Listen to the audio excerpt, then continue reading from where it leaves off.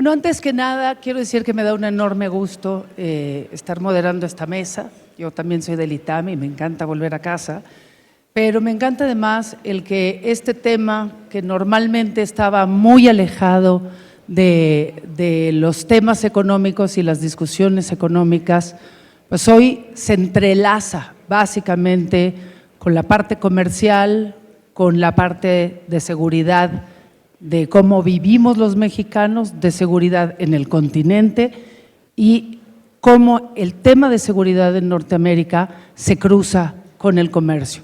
Por ahí Luis de la Calle, Jerónimo Gutiérrez y el maestro Stoga lo comentaban. Entonces, si quieren, les voy a presentar primero a nuestros ponentes para esta mesa de seguridad en Norteamérica. El embajador Arturo Sarucán, egresado del Colegio de México, es diplomático, fue embajador de México en Estados Unidos, cónsul en Nueva York y ahorita es actualmente consultor estratégico y colaborador en distintos medios. Ana María Salazar, que es abogada, graduada de la Facultad de Derecho de Harvard, tiene una licenciatura en la Universidad de Berkeley y es una reconocida especialista en materia de seguridad, en política, en liderazgo, con más de 30 años de experiencia. Fue subsecretaria adjunta de Defensa en Política y Apoyo Antidrogas del Departamento de Defensa de Estados Unidos. Entonces va a tener mucho que decir para explicarnos cómo funcionan ahí arriba. Y actualmente dirige una consultora que se llama Grupo Salazar SLAC y es columnista y autora de varios documentos, artículos, conferencias y cátedras en seguridad. Luis Carlos Ugalde, economista y politólogo mexicano, es licenciado en Economía por el ITAM con una maestría en Administración Pública y un doctorado en Ciencia Política por la Universidad de Columbia. Fue consejero presidente del Instituto Federal Electoral en aquella famosísima y controversial elección del 2006. Es director general de Integralia Consultores, que es una empresa de análisis de riesgo político. Seguro muchos de ustedes vieron el documento de los 10 riesgos del 2026. Y este año académico está como investigador en la Universidad de Harvard a manera de sabático. Investigador, me imagino, para revisar cómo están pasando las cosas. Bueno, como pudieron ver de las pláticas anteriores, el marco de referencia para esta discusión sobre seguridad en América del Norte parte de la estrategia de seguridad nacional que en el mes de noviembre emitió el gobierno americano. A diferencia de otros años, este documento cruza distintos temas que normalmente no se integraban en las estrategias de seguridad nacional y hay que decir que al mes de haber publicado esa estrategia hubo la, llamémosle, extracción de Nicolás Maduro de su residencia en Caracas. Les voy a dar algunos elementos clave que vienen en este documentito de 30 páginas, solo para que tengamos el contexto de por qué se cruzan temas políticos, comerciales, sociales en las discusiones de seguridad. Entre los temas estratégicos de seguridad nacional se habla de aranceles, de comercio, de narcoterrorismo y de migración. Se habla de respetar las formas de gobierno de otros países, de respetar a los regímenes, aunque no sean democráticos. El gobierno americano deja de ser el defensor de la democracia, está dispuesto a lidiar con gobiernos autocráticos siempre y cuando haya algún tipo de afinidad con su ideología. Establece que los aranceles son una herramienta fundamental para garantizar la reciprocidad comercial y retoma la doctrina Monroe. Además, establece que para los países del hemisferio espera de ellos cooperación, prioridad para las empresas americanas para proteger a su país y protegerlo de espionaje, prácticas comerciales, tráfico humano y de drogas y propaganda destructiva. En este contexto, yo quisiera primero que me den su visión. Empezaría, Luis Carlos, contigo, con la visión política, porque al final hay elecciones en Estados Unidos, va a haber elecciones en México en el 27, me parece que los incentivos en ambos países están altamente confrontados y creo que vale mucho la pena 3 minutitos de contexto político de Norteamérica. Bueno, primero algo que hay que decir es que México y Estados Unidos ambos están cruzando por un nuevo experimento populista que en lo fundamental comparte los mismos elementos que el populismo en cualquier lugar del mundo, pero tiene explicaciones y razones diferentes. Por supuesto que en Estados Unidos la elección intermedia de 2026 es fundamental, y es fundamental porque significará cuáles son los alcances de este cambio radical que Trump está haciendo, principalmente mediante decretos. Y ese será un tema fundamental. Los temas que están en la mesa, creo yo, son, por un lado, una batalla cultural. Creo que ese es el tema del corazón de fondo de los Estados Unidos y de México también. El populismo es una batalla cultural y lo que está haciendo Trump en muchos sentidos es tratando de dar una batalla cultural en el orden internacional. ¿Cuál es el papel que tiene que jugar Estados Unidos? Cambiar los paradigmas de ser del guardián de la democracia a ser simplemente un país que con la ley del más fuerte puede hacer lo que se le pega la gana. Y claramente en Estados Unidos la elección intermedia se definirá desde mi punto de vista primero por los temas económicos como siempre ha sido y la agenda de affordability creo que es el tema nodal. Creo yo que la mayoría de los votantes definirán eso y quizá un 30-40% se definirá en torno a el tema de la batalla cultural.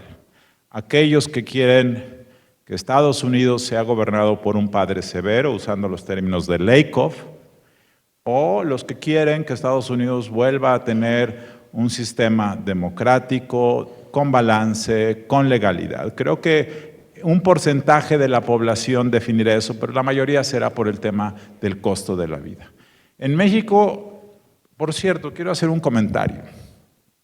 La magnitud del cambio que Trump está haciendo no tiene que ver tanto con el tema electoral. Pareciera que Trump hubiera ganado la elección de 2024 con el 75% de los votos por el cambio que está haciendo. Pero Trump ganó la elección de 2024 por más o menos 2 millones de votos, 1.8% de la votación. Lo cual significa que, claro, en el colegio electoral esto se magnificó, pero no hay un mandato tan claro, abrumador, para que Trump esté haciendo lo que esté haciendo, y lo está haciendo a través de diversos mecanismos ilegales, extralegales, extracongresionales, y eso hay que tenerlo en mente. En México, en cambio, Sheinbaum sí ganó por 20 millones de votos, sí tiene un mandato más claro, pero tampoco Sheinbaum ganó por una abrumadora mayoría, ganó por una serie de factores, pero tampoco el cambio que está haciendo ella. Esos 20 millones de votos no son reflejo, desde mi punto de vista, de un mandato político claro. Queremos que cambies al Poder Judicial. Ganó porque del otro lado había candidaturas muy poco profesionales, ganó porque ella fue una candidata con un mensaje más claro, ganó por la popularidad de López Obrador, ganó por muchas razones. Ahora, creo que en 2027 en México habrá naturalmente, como siempre, un rebalance. ¿De qué tamaño será? No lo sabemos. Y creo que en el caso mexicano, lo que estará en juego es un segmento de la población que está contenta y satisfecha con este gobierno, pero un segmento cada vez más grande, que empieza a haber fisuras, contradicciones, y creo que eso generará un rebalance más o menos, un balance cuya magnitud desconocemos el día de hoy. Cierran mis comentarios. Ahora, Ana María, me gustaría que tú nos dieras el contexto en materia de seguridad en la región. ¿Por qué está utilizando Donald Trump amenazas de venir a invadir? ¿Por qué va a extraer a Maduro? ¿Por qué habla de terrorismo? Y en materia de seguridad, con la crisis mexicana, ¿cómo se está construyendo la seguridad en el hemisferio?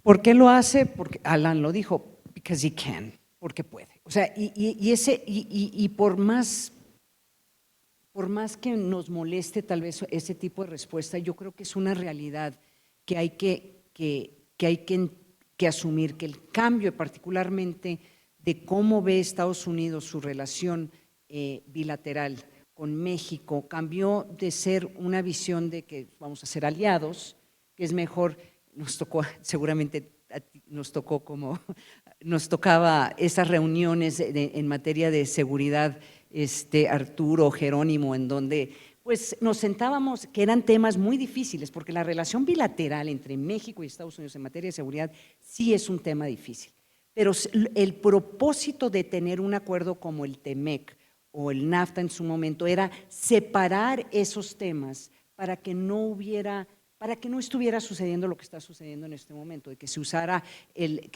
la economía, que se usara el comercio para poder imponer demandas políticas y en materia de seguridad. Entonces, estamos despertando en un mundo en donde Estados Unidos literalmente Trump puede hacer lo que quiera, aún con un grave daño en una relación bilateral que por lo menos en materia de seguridad sí es importante. Si no hay una coordinación en cuestiones de inteligencia, si no hay una coordinación en términos de ir identificando aquellas amenazas de seguridad nacional, más allá del tema migratorio y el tema de narcotráfico, si son narcoterroristas o no, el verdadero interés de Estados Unidos en materia de seguridad nacional es la frontera y asegurar que no cruce por la frontera terroristas, personas que estén dispuestos a llevar a cabo actividades que puedan tener un impacto en la inteligencia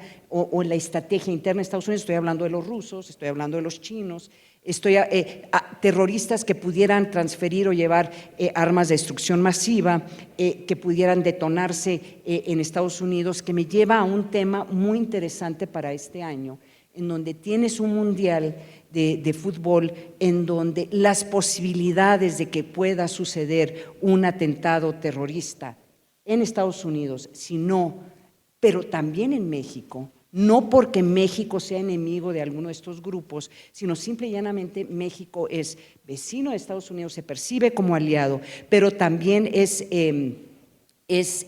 un lugar que se puede fácilmente probable con la desorganización que hay en los aparatos de seguridad nacional, pues la posibilidad de que suceda algo terrible en Estados Unidos o en México ha incrementado dramáticamente, y por eso tenemos que buscar entender cómo van a cooperar estos dos países, Estados Unidos y México, ante esa nueva amenaza. Te voy a interrumpir, Ana María. Y, embajador, hace unos días Estados Unidos atacó Venezuela, extrajo a Nicolás Maduro.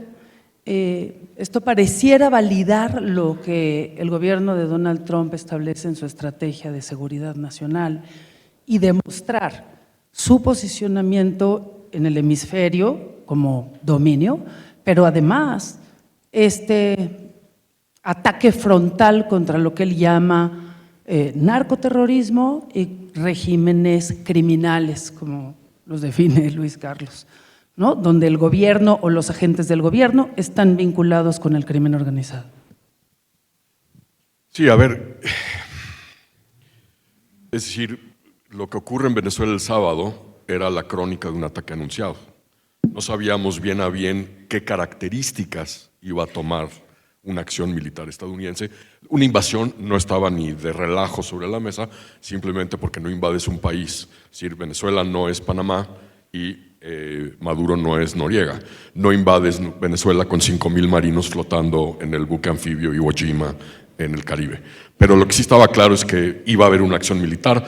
No puedes desplegar una armada, la armada más grande que Estados Unidos ha desplegado en el continente americano desde la crisis de los misiles del 62, sin usarla, ¿no? O sea, el costo de hacer eso y pues mantenerlos flotando allí, consumiendo Dramamina como locos, era muy alto. Entonces era evidente que iba a haber un ataque. Yo creo que Venezuela es una especie, como se dice en Estados Unidos, un show and tell. Mira lo que te puede pasar a ti, sobre todo Colombia y México. ¿Por qué? Porque la génesis de lo que ocurre en Venezuela el sábado es una serie de narrativas contradictorias al interior del gobierno estadounidense. narrativas contradictorias porque dependiendo quién le impulsaba, había una serie de objetivos que ese departamento, esa agencia o ese secretario de gabinete perseguía. Cambio de régimen y democracia, claramente Marco Rubio. Y en función de lo que pasó el sábado, me parece que Marco Rubio es el ganón de este estira y afloja al interior del gabinete. Las drogas, pues a ver, el fentanilo no viene de Venezuela y la cocaína que sí transita por Venezuela, proveniente de la zona andina, no viene en su mayoría al mercado de consumidor estadounidense, se está yendo a Europa, Europa Occidental, hoy es el mayor consumidor de cocaína en el mundo. Entonces también pues realmente le impacta mucho lo que viene por Venezuela, Estados Unidos, no, pero ¿qué pasó? A principios del a principios del cuatrienio de Donald Trump, un grupo de personajes en el entorno inmediato de Donald Trump, Stephen Miller, el jefe de gabinete adjunto de la Casa Blanca, Peter Hegseth, secretario de Defensa, y un par más de gentes, querían recurrir al uso unilateral de la fuerza para pegarle a algún laboratorio de fentanilo en México. Afortunadamente, hubo un número importante de funcionarios del gabinete que, al igual que en la primera gestión de Donald Trump, le dijeron no, y entonces ¿qué pasó? Pues se fueron por Venezuela. Pero el mensaje es clarito y sobre todo es un mensaje a Colombia y a México. Te puede pasar lo que acaba de ocurrir en Venezuela. Había otra vertiente que era la de minerales críticos y petróleo. ¿Por qué? Porque pues, como vieron en el gráfico que nos presentó Alan Stoga, el 80% de los minerales críticos y estratégicos del mundo están en China. Resulta que Venezuela es uno de los países con mayor reservas de minerales críticos y, no hay que olvidarlo, es el primer país en términos de depósitos y yacimientos de petróleo. Entonces, todas estas distintas vertientes lo que estaban haciendo era estar en un jaloneo y acabó ganando la visión de Marco Rubio. Ahora, yo creo que, y esto es justo donde se cruzan las tres visiones, porque el fentanilo lo acaban de declarar arma de destrucción masiva, los criminales o narcotraficantes ahora son terroristas internacionales, lo que le abre espacio a Estados Unidos para actuar como se le dé la gana. Y en México, pues lo primero, y sería la pregunta, aquí sí para los tres, y los invito a que sean breves para que puedan discutir si hay diferencias entre ustedes, ¿cuáles son los riesgos para México? Considerando que la presidenta, ha hecho una estrategia de seguridad distinta, los homicidios, pues al parecer sí están reduciéndose, pero una cosa es que se reduzcan los homicidios, otra cosa es que haya seguridad, y ella dice que como ya cambiaron la Constitución, ya no nos pueden invadir ni nos pueden atacar de fuera. Ahora sí que, Ana María, si quieres empezar.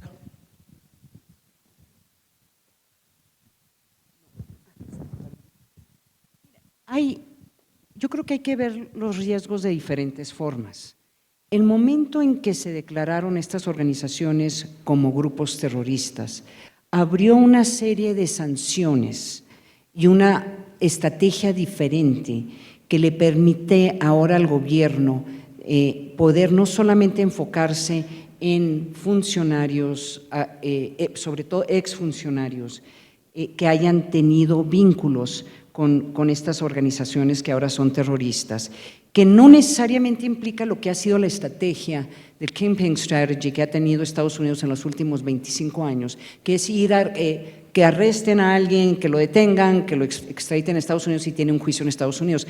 Aquí la capacidad de poder imponer sanciones, que pueden ser desde quitarle las visas, congelar sus cuentas, no solamente en Estados Unidos, pero tiene un impacto también en otros países. O sea, el que a ti te vea Estados Unidos como un terrorista, empiezas a tener dificultades de poder viajar a Europa, porque te pueden detener en el aeropuerto si caes en estas listas. Entonces, aquí creo que empieza Estados Unidos a tener un poco más de una visión política de cómo ir desvinculando la clase política, y este es otro aspecto muy importante, la clase empresarial, que creo que no se ha discutido lo suficiente de cómo esta estrategia también está buscando sancionar empresas, empresarios que hayan tenido vínculos con anteriores administraciones, en donde también estas empresas tienen que fijarse con quién hacen negocios. Entonces, por ejemplo, Oxxo en este momento le manda a las personas que están arrendando o que tienen un Oxxo un email cada 2 o 3 semanas, le dicen, les recuerdo que están estas sanciones por parte del gobierno de Estados Unidos, en donde el momento en que nosotros sepamos que ustedes tienen algún contrato o tienen personas que les están dando ciertos servicios con algún grupo del crimen organizado, nosotros vamos a desvincularnos de ustedes. Entonces, esa parte creo que no se ha discutido lo suficiente, porque es una forma también de que esta nueva estrategia de Estados Unidos, en lugar de play nice, o sea, vamos a sentarnos a discutir cómo los dos países podemos ir en contra de estas organizaciones criminales, Estados Unidos de una forma unilateral lo que está haciendo es, nosotros estamos haciendo decisiones de quiénes dentro del contexto de la política y la economía empresarial y comercial tienen estos vínculos y cómo esos vínculos nos impacta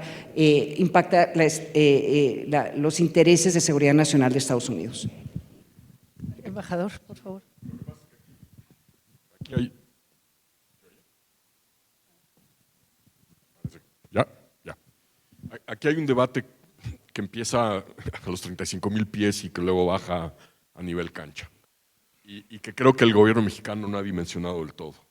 Porque el gobierno mexicano, y yo coincido con Jerónimo, digamos, está trabajando de manera reactiva en tratar de ir taponando los puntos de presión que Estados Unidos y la administración Trump le iba abriendo. El discurso, la perorata del presidente Trump ayer con respecto al uso de la fuerza en territorio mexicano es parte de este ejercicio de presión. Pero el problema es que todo empieza por una visión de seguridad norteamericana que el gobierno anterior desmanteló.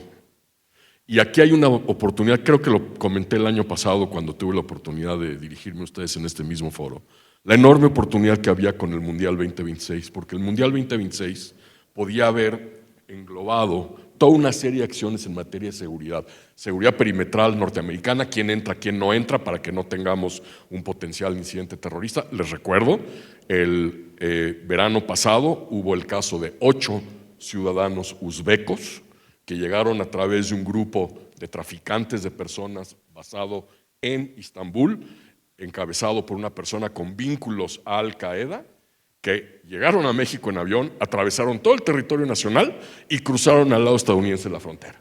Entonces no les quiero decir en el contexto de un mundial lo que podría llegar a pasar si tenemos algún tipo de… Ya deja tú si llega a pasar algo, si vuelve a repetirse algo como lo que vimos el verano pasado. Y en torno a eso había también, por ejemplo, México y Estados Unidos y Canadá tenemos sendos programas de viajeros confiables. La mayoría de ustedes usan el Global Entry para entrar. Pero la tragedia es que esos dos sistemas de programas de viajero confiable no se hablan.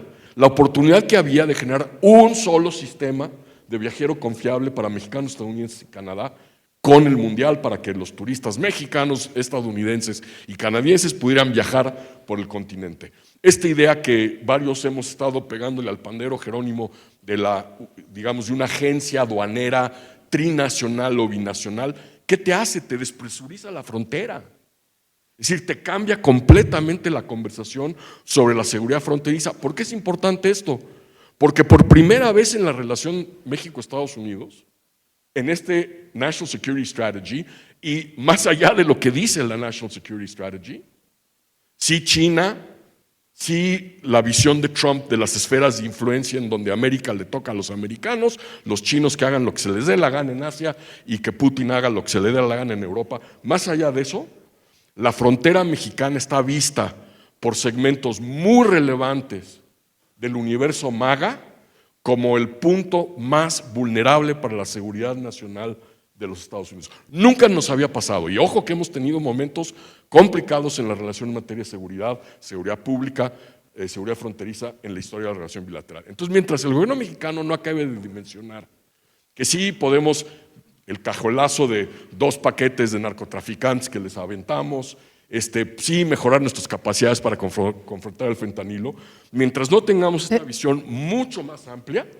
vamos a seguir en este proceso de fricción constante y de amago constante los siguientes 3 años. Te interrumpo justo para que Luis Carlos nos alcanza con la estrategia de seguridad mexicana.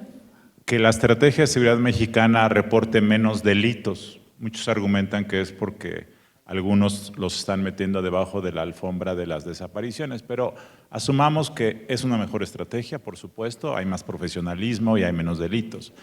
Pero esto nada tiene que ver con la acusación central de Trump, de que México está gobernado por los cárteles, es decir, que hay regímenes criminales en donde el Estado se está fusionando cada vez más con el gobierno y uno ya no sabe dónde acaba uno y dónde empieza el otro. Y creo que el ejemplo de la Barredora en Tabasco es justamente la existencia de un régimen criminal en donde el secretario de Seguridad Pública es además jefe de una banda criminal. Ese es el tema central, al menos retóricamente, de Donald Trump. Ahora, yo no veo que este gobierno esté haciendo algo para romper los regímenes criminales, la fusión de los malos con los políticos. Y entonces el argumento de Trump sigue siendo vigente. Bueno, ese es el argumento de por qué fue por Maduro, porque él era el jefe de un estado conspirador en materia de tráfico de drogas. Muchos cuestionan que esto sea así. Ya el propio Departamento de Justicia reconoció que no hay tal cosa como el cartel de los soles. Es decir, lo usaron como justificación, lo agarraron y luego dijeron, bueno, pero en realidad no existe el cartel de los soles, ¿no? Okay. Bueno, no está claro, tampoco tienen marca registrada.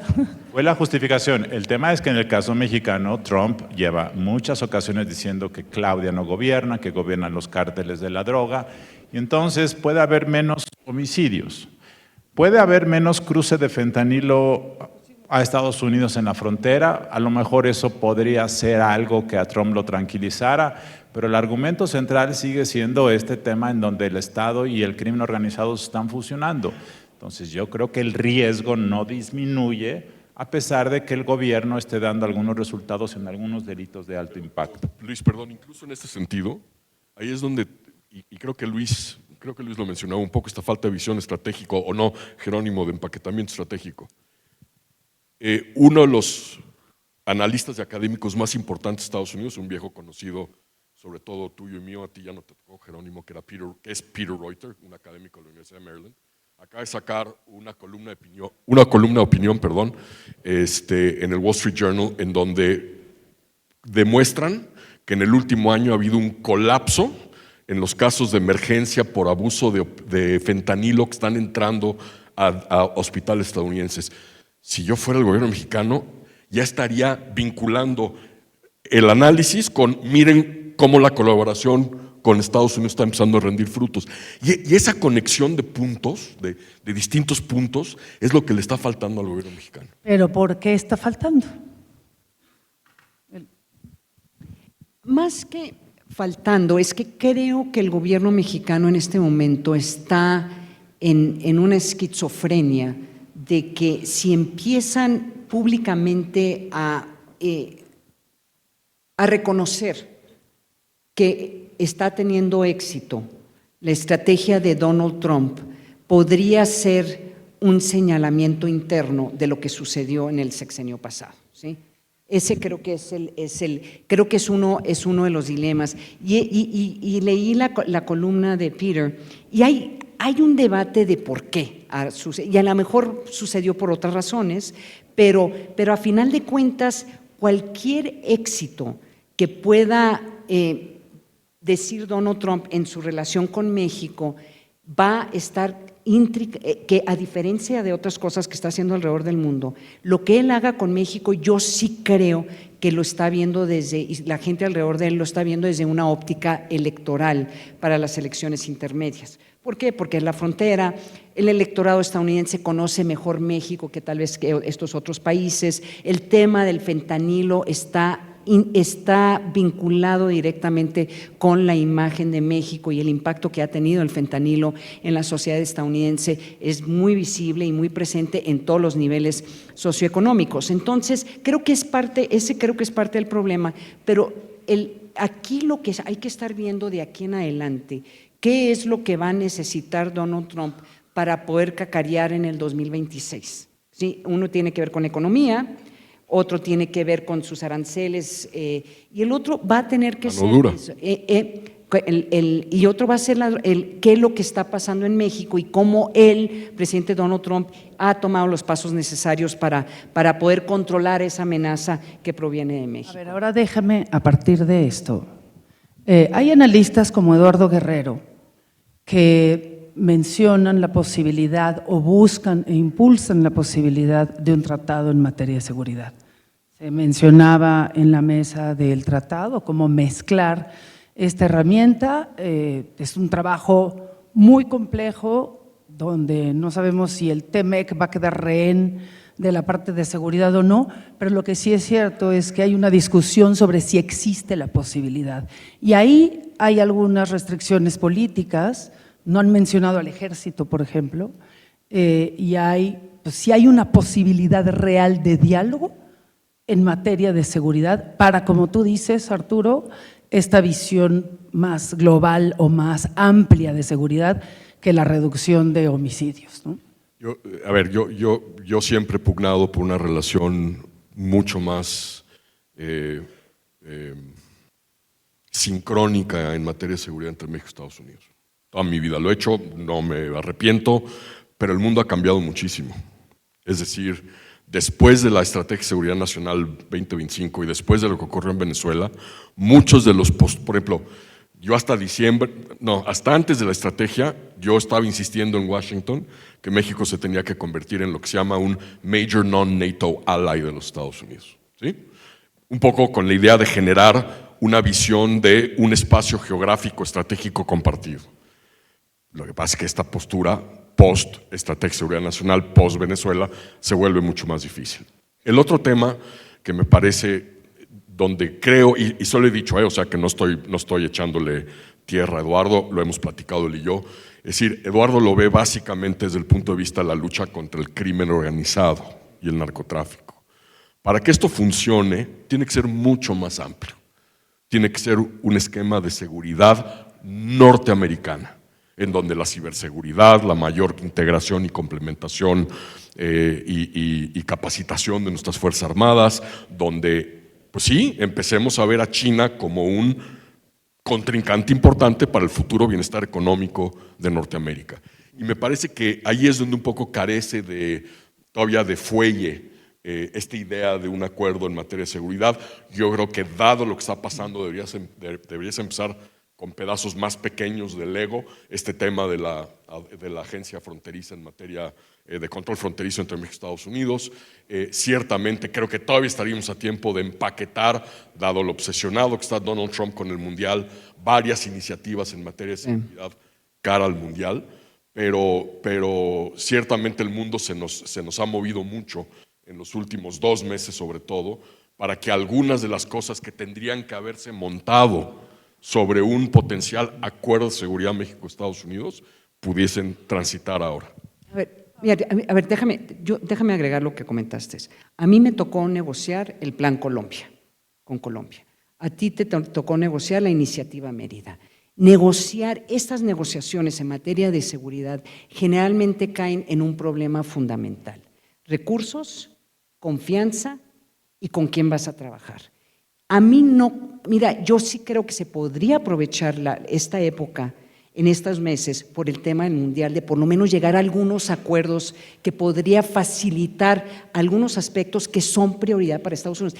Claro que el fentanilo es una prioridad para Estados Unidos, pero como lo dijo Arturo, el tema para Estados Unidos es la frontera y este grupo de MAGA y la posibilidad de que algo terrible pueda suceder y que pueda cruzar esa frontera. Además, la presencia de los chinos y el espionaje ruso y todos estos, los cubanos, o sea, todos estos actores antagónicos de Estados Unidos que pues México, para bien o para mal, dejó que fructificaran y que pudieran tener una presencia importante. Entonces, esto es un tema de seguridad nacional en donde parte del tema es el tema del narcotráfico desde una opción de seguridad pública, porque acaba siendo un tema de seguridad pública hasta que empiece Estados Unidos a identificar que estas organizaciones criminales están facilitando migrantes de otros que son de países antagónicos, o simple y llanamente la ingobernabilidad que existe en diferentes partes del país que son gobernados por grupos del crimen organizado.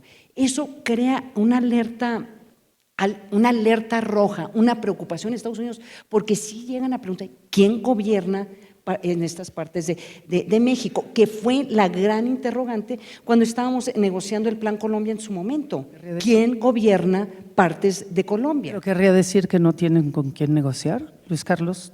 Yo creo que… Yo creo que yo simpatizo y he visto siempre con mucha interés la propuesta que ha hecho Eduardo Guerrero de un NAFTA de la seguridad. Pero claramente un Trump transaccional y un Trump que quiere parecer el padre severo, pues no le interesa coordinar acciones de seguridad porque lo que quiere es castigar. Ahora, aquí hay una contradicción también en Washington de qué es exactamente lo que quiere. Quiere detener el fentanilo, como dijo Arturo, esto ha caído y la atención médica ha caído, pero ayer en la entrevista con Fox News dijo que entre 250,000 y 300,000 personas morían cada año, cifra que es muy cuestionable y que no es en ese número, pero lo dijo. Entonces quiere detener el fentanilo, eso ya se está resolviendo. 2, quiere realmente combatir al Estado criminal dentro de México. Yo francamente creo que si uno ve lo que pasó en Venezuela, pues lo que quieren son tener aliados, sean estados criminales o no estados criminales. Entonces yo siento… O autoritarios o no. O autoritarios o no. Entonces esta nueva visión, pues a Trump no le importa mucho la naturaleza de la bondad de las personas, es mi impresión. 3, lo que quieren es la frontera, que la frontera sea segura, entonces no sabemos qué es lo que realmente quieren, pero lo que yo sí creo es que hay un estímulo político para que Trump dé un manotazo en la mesa y en los próximos meses, desafortunadamente, pueda haber la tentación o la decisión de alguna acción de algún tipo, vía remota o vía terrestre, para algún laboratorio, unos laboratorios, fentanilo, volar y dar una señal. Y yo creo que eso, o bien expedientes, pedir decomiso, alguna extracción de algún personaje, creo que ese tema sí está, y ahorita quizá pasemos esa parte, cuáles van a ser los límites del nacionalismo mexicano para poder lidiar con eso. Sí. Además, perdón, pero en todo esto, a pesar del discurso López Obradorista de que no podemos cooperar porque no hay confianza, es al revés. Es la confianza la que genera cooperación en la historia de la relación bilateral México-Estados Unidos. Entonces también aquí traemos completamente al revés cómo profundizar y generar confianza mutua. Y con eso me iría justo a esta siguiente parte, les insisto, nada más, antes de irme a esa siguiente pregunta, un comentario sobre el rol de las Fuerzas Armadas mexicanas, porque me parece que parte de lo que ha convertido esto en algo muy complicado es que el ejército no solo ya no está combatiendo al crimen organizado, sino está haciendo negocios, pues porque lo pusieron a hacer trabajos de obra pública y donde hay algunas cosas que se empezaron a complicar. El ejemplo más claro pues es el huachicol fiscal, donde la Marina se vio involucrada. ¿Hasta dónde eso sería una limitante de un eventual tratado? ¿Quieren comentar algo sobre eso? Rápido. A ver, sin duda, una de las apuestas estratégicas de sucesivas administraciones estadounidenses desde hace 4 décadas, 3 décadas, ha sido la normalización de la relación militar-militar entre México y Estados Unidos. Eso explica por qué, más allá de pues, cada quien queriendo colgarse los galones que se colgaron, el episodio Cienfuegos en realidad se resolvió porque un actor crucial en Washington dio el manotazo y dijo, oye, no me jodas, llevo 30 años invirtiendo en la relación con Marina y Sedena y tú me la revientas con un operativo tan natural. Se fue el Pentágono el que fue a la Casa Blanca y le dijo al Departamento de Justicia y a Trump, oye, ¿qué están haciendo? Entonces, yo creo que la preocupación hoy en Washington en torno a lo que tú describes es sobre todo en la inquietud que genera ver a Fuerzas Armadas haciendo cosas que las Fuerzas Armadas no hacen en ningún otro lugar del mundo. Construyendo aeropuertos, manejando aduanas, una línea aérea. ¿Por qué? Porque precisamente en esta, es decir, que Trump lo entienda es otro boleto, no lo entiende. Creo que Marco Rubio lo entiende, por eso incluso algunos dirán, bueno, si Trump amenaza y luego Rubio dice que la cooperación es estupenda, sí, porque Marco Rubio está tratando de ponerle un corralito al presidente y a quienes le están susurrando en el oído de que aviente un dron, de que aviente un misil desde un dron, un laboratorio de fentanilo en México. Pero yo creo que las Fuerzas Armadas estadounidenses tienen claro el papel que sus contrapartes en México deben jugar en este andamiaje norteamericano de seguridad, más allá incluso el tema de drogas y narcotraficantes. Y esa es la preocupación que genera el ver a las Fuerzas Armadas haciendo cosas que, o sea, te preguntan, oye, ¿they're really running an airline now?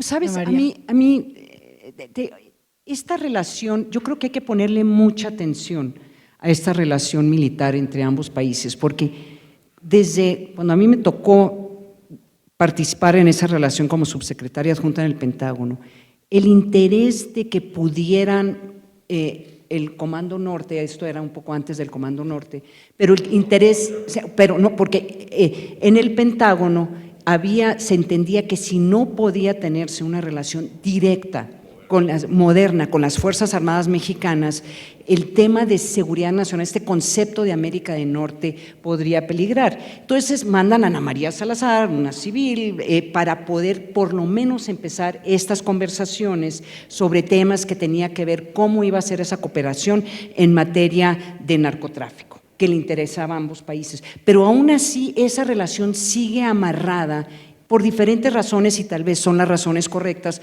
por como una barrera que dificulta que haya esas reuniones directamente.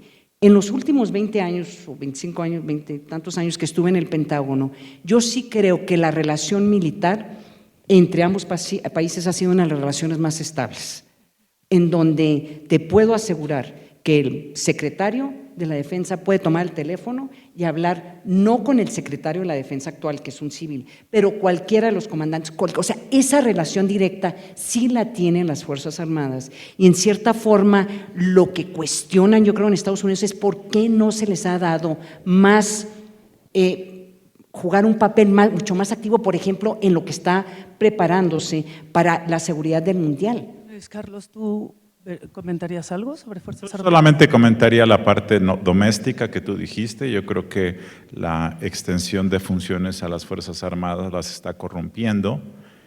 Un alto exmando militar me dijo hace algunos meses algo que me dejó pensando.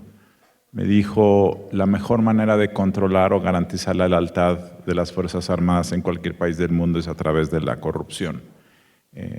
Y yo creo que esa es la mala noticia, porque en esta discusión del Estado criminal, no estoy diciendo que México sea un Estado criminal, simplemente digo que al interior del país están creciendo regímenes criminales regionales. Y ese es un problema de sobrevivencia del Estado democrático. Yo creo que ese es el gran desafío de México país. Y yo creo que el ejército, que podía haber sido un dique de contención, se está volviendo parte de este mismo problema, y eso es una tragedia, creo yo. Y ahí sí nos iríamos a esta última parte. Hay muchos analistas, sobre todo afines a la 4T, que consideran que la simetría entre México y Estados Unidos es de tal magnitud que no tiene ningún sentido ni el TMEC ni ningún tipo de alianza, y hacen apelan al nacionalismo, a decir, nosotros no tenemos por qué venir a lidiar con un país que nos va a venir a mangonear. Y eso lo aplican y lo discuten para temas de seguridad principalmente, y para descalificar un posible acuerdo en materia de seguridad, pero yo vería incluso la posibilidad de minar o lastimar las negociaciones del TMEC, aunque haya tanta interdependencia, en este como contexto de un Trump tan agresivo que apele a las fuerzas nacionalistas de Morena y de la mayoría mexicana eventualmente. Yo creo que una de las buenas noticias es que hay dos consensos que no se han roto en México entre el llamado pasado neoliberal y el llamado presente populista cuatrotero, que es la estabilidad macro, las finanzas públicas y el libre comercio con Estados Unidos. Esos dos, que fueron de los grandes fundamentos del neoliberalismo ochentero que yo aprendí en las aulas de esta gran universidad, no se han roto. Y López Obrador fue el primero en ratificarlas, y Claudia Sheinbaum las ha mantenido. Entonces, yo no veo por ahí problema. Yo creo que la pregunta es, cuáles van a ser los límites del ala dura de Morena cuando veamos a un Trump más agresivo. Hasta ahora Trump ha sido bastante respetuoso en sus cánones con la presidenta. Digo, la ofende en un sentido porque dice, es muy buena gente, she's a great woman, but she's not running Mexico. Entonces pues eso es muy duro, pero ha sido respetuosa y con México, bueno, pero ¿qué va a pasar el día que unos drones ataquen laboratorios en Sinaloa o en donde empiecen a exigir cosas o en donde pidan ya nombres y apellidos de políticos de Morena? Yo creo que ahí hay el riesgo de que las fuerzas duras de Morena, que por cierto, si ustedes revisan el fin de semana pasado, cuando el expresidente López Obrador sacó un tuit muy violento, forzando a la presidenta Sheinbaum a posicionarse, como diciéndole, no, está siendo muy tibia. Bueno, si ustedes ven a los tuiteros radicales típicos del oficialismo, todos estuvieron bastante moderados, salvo 2 o 3, entre ellos Fernández Noroña, todos estuvieron calladitos. ¿Cuánto va a durar autocontención? Yo creo que en algún momento puede reventar y entonces puede obligar a la presidenta a tener que radicalizarse en ese sentido. A mí más que esto que postulas tú, Alejandra, me preocupa la ecuación inversa. Es el ala talibana Morena que cree que está jugando a la geopolítica con el arropamiento y el apoyo a Cuba, Venezuela, Nicaragua. Que esa es la verdadera lección que lo de Venezuela nos abre a nosotros. Y que es lo que ha estado en la prensa estadounidense y en los debates y en las críticas de legisladores republicanos a lo largo de toda la semana. Ustedes están arropando y defendiendo a Maduro y a Cuba.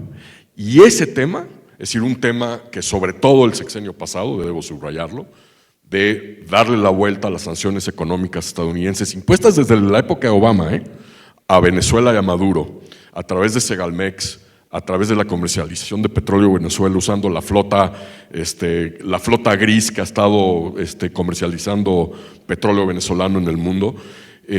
Lo que estuvimos haciendo en ese sentido ha generado enormes anticuerpos que se han descorchado con lo que pasó en Venezuela. Y ojo que también Venezuela conlleva una lección muy importante. ¿Qué caracterizó la relación entre Venezuela y Cuba desde el chavismo? Yo te mando petróleo, subsidiado gratis, igual que hacemos nosotros, a cambio de inteligencia cubana, seguridad cubana y operación de tierra cubana a través de los médicos cubanos. ¿A qué le suena a lo que hemos venido haciendo desde el sexenio pasado en México con los doctores cubanos, con la evisceración del CISEN y la penetración de inteligencia cubana, G2, en territorio mexicano y con las entregas de petróleo subsidiado? Lo que pasó el sábado con 32 cubanos muertos en el entorno inmediato de Nicolás Maduro como resultado del operativo militar, pues caray, espero que le estén mandando una señal a quienes creen que esa es la receta para equilibrar la relación con Estados Unidos. Yo creo que, y de hecho, yo viendo un poco lo que está surgiendo ahorita en la legislatura, algunos senadores y diputados, congresistas estadounidenses, yo creo que el tema de Cuba, la relación de México con Cuba va a reventar en las siguientes 3 o 4 semanas. ¿En qué sentido? En donde la exigencia ya pública del gobierno de Trump desde la Casa Blanca de que ya no pueden enviarle nada, cero, tienen que sacar a los médicos cubanos de México ipso facto. Va a haber una serie de demandas en relación a Cuba porque parece que la estrategia en este momento de la Casa Blanca es estrangular económicamente a Cuba. Entonces ya tendremos que ir pensando qué es lo que sucede entonces, y yo soy de la idea de que Cuba va a ser un nuevo Marialito en donde van a mandar 120,000 personas fuera de la isla, todas las personas que puedan, van a estar buscando el apoyo de Rusia y va a ser interesante el papel que juegue Rusia, pero se viene una crisis y aquí dentro de Morena, esa parte que es muy leal a Cuba por diferentes razones, yo me pregunto si se van a quedar sentados y a mí yo creo que no. Creo que va a haber una presión interna dentro, en donde la presidenta va a tener que hacer decisiones muy, muy difíciles, porque ella está rodeada de personas que son afines, son personas que han protegido esa relación por diferentes razones y no sé si va a poder hacerlo. A ver, Luis Carlos, en esa misma tónica, justo el Senado de la República, que estaba por aprobar la entrada de 29 Marines, pospuso esa reunión Y pareciera justo este tipo de reacción de Morena, donde coincido, es un tema donde juegan a la geopolítica, pero entonces le están diciendo que, que le están faltando o que le están abusando de su soberanía. ¿Lo ves como una reacción de Morena en el Senado? ¿Tiene la presidenta el control de su mayoría? Yo creo que la presidenta va a querer jugar a la llamada cabeza fría tanto como se pueda. Yo creo que ella tiene claro que el interés estratégico del país y de su gobierno y de ella está en mantener el TEMEC y en mantener una relación más o menos navegable con todos los problemas que tiene. Y yo creo que ella va a ser bastante disciplinada y yo creo que la contención de los radicales de Morena tiene que ver con este tema de que se dan cuenta de que no se vale estar diciendo cosas porque te regañan o porque te quitan la visa. Ahora, la pregunta es, en un caso extremo, de un bombardeo con drones o de una incursión militar o de que vuelan un bote de pesqueros en Veracruz, en un entorno así, ¿qué va a significar? Yo creo que ella va a tratar de mantener, sortear, pero si esto se volviera recurrente, ¿o qué pasaría, por ejemplo? En el 2027, o la extracción de un político, o qué pasaría que en 2027 López Obrador empieza a opinar sobre las elecciones mexicanas, como hizo en Honduras o en Argentina. Es decir, ahí sí yo creo que sí puede haber un límite en donde se rompa y en donde, es decir, para el populismo, lo único que no es sacrificable, es perder el poder. De tal forma que si todas estas cosas de repente empiezan a pelearse y se rompe la coalición y el riesgo es entonces que vas a perder, ahí sí sacrificas todo, incluido el TEMEC. Y yo creo que ese límite es cuando yo creo que ella podría pararse de la mesa con tal de mantener la cohesión y ganar las elecciones. Creo que esa es la prueba de fuego, creo que no estamos ahí, creo que falta mucho y creo que Sheinbaum va a tratar de contener ese riesgo. Yo coincido con, digamos, la postura que está tratando de mantener la presidenta y de navegar, digamos, de comportarse como la adulta en la habitación, en la relación bilateral con su homólogo estadounidense. Pero lo que sí, es decir, hay actores en Washington que tienen muy claro que si hay efectivamente la decisión de recurrir al uso de la fuerza unilateral por Estados Unidos, la relación bilateral se colapsa. Ahora, Marco Rubio es uno de ellos, y hay otros. Eso no quiere decir que Trump tenga la misma lectura, ni que Trump opere bajo esos resortes, y lo que nos ha demostrado Trump a lo largo de estos ya casi año en el poder, es que al final del día, él toma la decisión en función de con quién habló en el último minuto antes de tomar la decisión. Y dado que está rodeado por los individuos en la oficina, en la Casa Blanca y en la oficina Oval, que son precisamente los que han estado predicando el uso demostrativo de la fuerza contra México, a ver cómo nos va. Es decir, en resumen, yo creo que es plausible que pueda haber un uso unilateral de fuerza por parte de Estados Unidos. Sí, es probable, en este momento no. Ana María. Y habría que tratar de identificar por qué lo haría Estados Unidos, porque hasta este momento lo que ha pedido Estados Unidos dentro de las capacidades que tiene la presidenta se lo ha dado, por lo menos en materia de seguridad.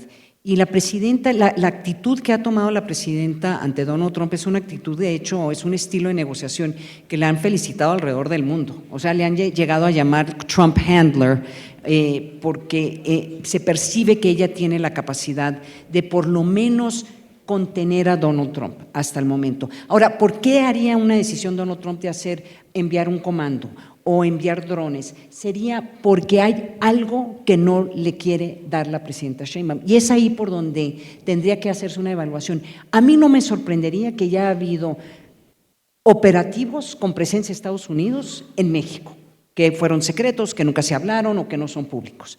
Y creo que por ahí se va a seguir manejando la relación ante las amenazas que percibe Estados Unidos que podían estar en México, particularmente en el tema del Mundial. Pero lo que tiene que hacer la presidenta, lo que está haciendo en este momento, es básicamente qué es lo que necesitan, cómo acomodamos tus necesidades y sigamos adelante para poder llevar a cabo la negociación del tema. Señores, creo que ha sido una gran discusión. Nos quedan 6 minutos. Yo les pediría a cada uno una conclusión de 2 minutos. Si quieres empezar, Luis Carlos. Pues yo trataré de hacer una reflexión más global, más allá de México, Estados Unidos. Creo que lo que estamos viendo en este momento es un intento de reescribir las reglas de la gobernanza mundial. A mí, como un liberal que creció en un mundo en donde había que promover la paz, la seguridad, los derechos humanos, me entristece y me preocupa profundamente porque lo que sigue pues es un mundo más violento, un mundo donde gana el que tiene más fuerza, un mundo de un neomercantilismo corruptor, la creación de plutocracias, y cuando el hermano mayor pone el mal ejemplo, pues todos los países ponen el mal ejemplo. Entonces, a mí me preocupa profundamente esto. Sin embargo, creo que es un intento todavía. Buena parte de lo que estamos viendo son decisiones unilaterales, basadas en decretos. Yo no veo que en Estados Unidos haya todavía el consenso político como para que esto sea la política de los próximos 80 años. Yo creo que 2026 es una última puerta, una de las penúltimas puertas para que pueda haber una contención a este esfuerzo. Creo que el balance final no va a ser yo creo que va a ser un punto intermedio dentro de algunos años, pero vamos a estar viviendo con el Jesús en la boca. Y esto claramente para México es una incomodidad, pero usado creativamente, como han dicho nuestros colegas en esta mesa, creo que también puede ser una gran oportunidad para México. Arturo, Ana María. Desafortunadamente para el mundo, solamente los únicos que pueden controlar a Donald Trump son los estadounidenses. Y ese es un tema que creo que hay que reconocerlo, seguir muy de cerca lo que está pasando en la política interna qué es lo que está pasando en Washington, qué va a pasar con las elecciones intermedias, reacciones que están surgiendo en los últimos días ante las decisiones que está haciendo la Casa Blanca con Maduro. Yo sí creo de que viendo qué pasó en los últimos 2 días en el Congreso, en donde van a exigirle a Donald Trump que si va a haber otro ataque a Venezuela, tienen que ir a pedirle permiso al Congreso y está muy molesto Trump por esto. Creo que un ataque a México tendría un impacto en Estados Unidos, o sea, no sería difícil electoral, podría tener hasta un impacto electoral por muchísimas razones. No va a definir las elecciones, pero sí creo que en términos de las empresas estadounidenses que tienen intereses en México, el vínculo cultural, la presencia de mexicoamericanos, el hecho de que de todos los países del mundo probablemente los estadounidenses más conocen a México. Hay muchas razones por lo cual creo que habría un cuestionamiento si habría un ataque o alguna intervención que podría poner en jaque esa relación en una forma definitiva, especialmente si afecta el TEMEC. Creo que México tiene más aliados en Estados Unidos de lo que uno se imagina, pero no sé si es lo suficiente para, como dices tú, detener una decisión unilateral que probablemente tendría algún impacto político en Estados Unidos, pero sobre todo por las empresas, o sea, la parte comercial creo que las empresas mismas empezarían a ser un poco más vocal o más salir a defender a México. Arturo. Unas cuantas nueces de reflexiones finales y un poquito así como… primero, creo que con lo que viene este año, uno de los años más difíciles de la relación bilateral en memoria reciente, con los aranceles punitivos que siguen allí, con el proceso de revisión del TEMEC y con la agenda tan delicada en materia de cooperación en lucha contra el narcotráfico, el mejor compañero de viaje de Marcelo Ebrard en la revisión del TEMEC va a ser Omar García Harfuch. Número 2, yo sí estoy muy alarmado por lo que estoy viendo en el sistema internacional, es decir, este retorno a la geopolítica, a las esferas de influencia, me parece alarmante. No es como algunos han sugerido, es que Venezuela le va a dar manga ancha a chinos y a rusos. No, lo que Venezuela legitima lo que Rusia ha venido haciendo desde el 2022 en Ucrania y lo que China pretende en el este de Asia y con Taiwán, y por lo tanto estos 3 años van a ser de abrocharnos los cinturones. Nada más pregúntenle a los daneses cómo están viendo todo el tema de Groenlandia después de lo de Venezuela. Hay pocas veces, y con esto termino, que lo que ocurre en la agenda bilateral México-Estados Unidos trasciende la agenda bilateral México-Estados Unidos. Ha habido ocasiones en donde temas de la agenda bilateral se convierten en temas de política interna estadounidense. El tema más claro es la reforma migratoria en Estados Unidos, que brincó de una propuesta bilateral México-Estados Unidos a convertirse en la arquitectura de una reforma migratoria doméstica interna en Estados Unidos que nunca ha ocurrido por razones políticas. Pero el otro tema que me parece muy importante entender es que este vandalismo diplomático, gangsterismo diplomático de Donald Trump, en donde amenaza con un poco este esquema que mostraba Alan de cómo está usando aranceles para amenazar y temas de energía, quien se lo puso en el radar fue México. Y me explico. En el 2019, en marzo del 2019, cuando Donald Trump amenaza a Andrés Manuel López Obrador con vincular aranceles punitivos a los controles a la migración centroamericana y que México lamentablemente, o el gobierno mexicano en ese momento lamentablemente pestañó a la primera y dobló las manos, le dio el caminito a vincular, no solo en la agenda entre México y Estados Unidos, todo con aranceles punitivos, lo que yo llamo el uso de la interdependencia como un arma, the weaponization of interdependence, sino que ya en este segundo mandato pues lo está usando con Europa, con la Unión Europea, con otros países, pues lo de Brasil y Bolsonaro y los aranceles. Entonces, de alguna manera, nosotros somos los que le enseñamos que este recurso que está usando para toda su visión internacional puede rendir frutos y pues me parece muy lamentable. Ahora sí que la historia está por escribirse. Muchísimas gracias a los tres.